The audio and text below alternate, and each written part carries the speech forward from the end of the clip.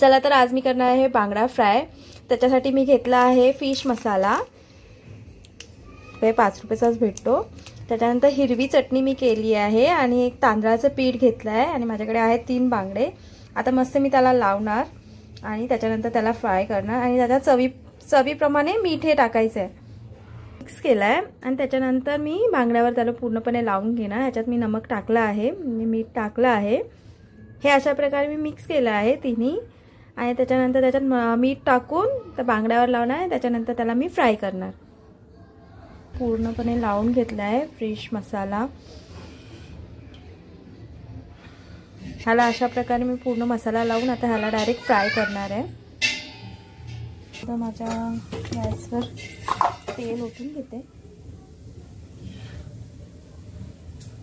तेल थोडंसं जास्त टाकलं की जरा म्हणजे हे नाही होत। बघा मी एक एक करून त्याला फ्राय करणार आहे।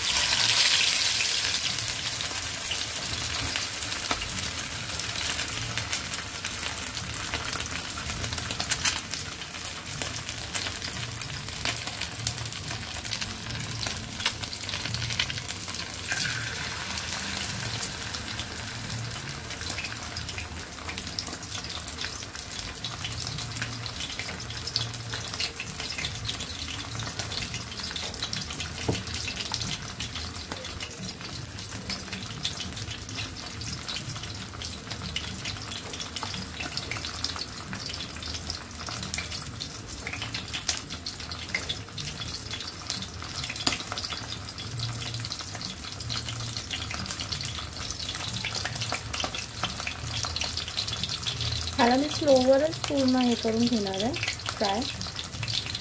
माझी मच्छी फ्राय झालेली आहे। आता तर मी असं खाणार। माझी मच्छी फ्राय झालेली आहे, टेस्टी अशी।